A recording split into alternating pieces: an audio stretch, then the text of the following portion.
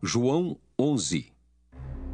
Estava enfermo Lázaro de Betânia, da aldeia de Maria e de sua irmã Marta.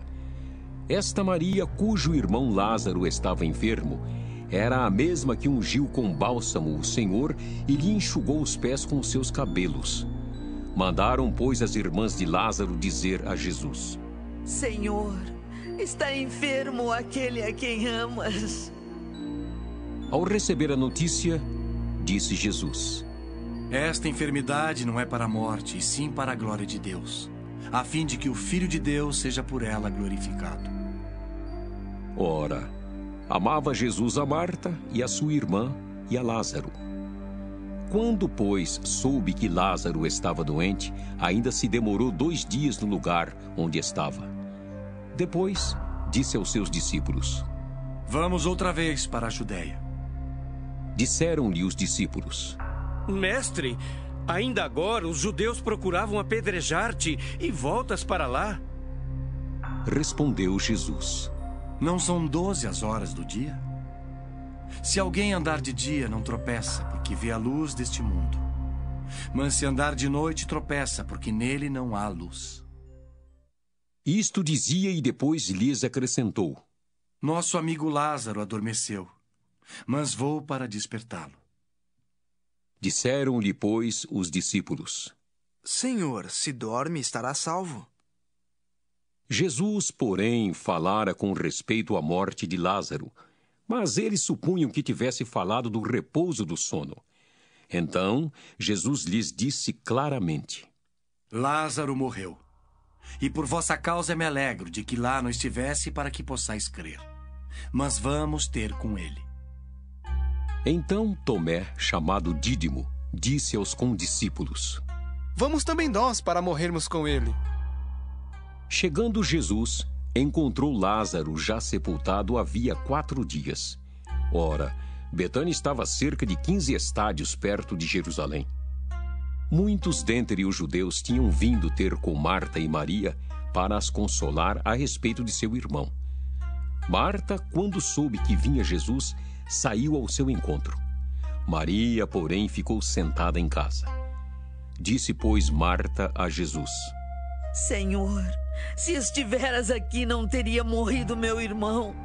Mas também sei que mesmo agora, tudo quanto pedires a Deus, Deus te concederá. Declarou-lhe Jesus: Teu irmão há de ressurgir. Eu sei, replicou Marta, que ele há de ressurgir na ressurreição no último dia. Disse-lhe Jesus: Eu sou a ressurreição e a vida. Quem crê em mim, ainda que morra, viverá. E todo o que vive e crê em mim não morrerá eternamente. Crês isto? Sim, Senhor. Respondeu ela: Eu tenho crido que tu és o Cristo, o Filho de Deus que devia vir ao mundo. Tendo dito isto, retirou-se e chamou Maria, sua irmã, e lhe disse em particular: O Mestre chegou e te chama. Ela, ouvindo isto, levantou-se depressa e foi ter com ele, pois Jesus ainda não tinha entrado na aldeia, mas permanecia onde Marta se avistara com ele. Os judeus que estavam com Maria em casa e a consolavam, vendo-a levantar-se depressa e sair, seguiram-na, supondo que ela ia ao túmulo para chorar. Quando Maria chegou ao lugar onde estava Jesus, ao vê-lo, lançou-se-lhe aos pés, dizendo: Senhor, se estiveras aqui, meu irmão não teria morrido. Jesus, vendo-a chorar, e bem assim os judeus que a acompanhavam, agitou-se no espírito e comoveu-se. E perguntou: Onde o sepultastes? Eles lhe responderam: Senhor, vem e vê. Jesus chorou. Então disseram os judeus: Vede quanto o amava. Mas alguns objetaram: Não podia ele, que abriu os olhos ao cego, fazer que este não morresse? Jesus, agitando-se novamente em si mesmo, encaminhou-se para o túmulo. Era este uma gruta a cuja entrada tinham posto uma pedra. Então ordenou Jesus: Tirai a pedra. Disse-lhe Marta, irmã do morto: Senhor, já cheira mal, porque já é de 4 dias. Respondeu-lhe Jesus: Não te disse eu que, se creres, verás a glória de Deus? Tiraram então a pedra. E Jesus, levantando os olhos para o céu, disse: Pai, graças te dou porque me ouviste.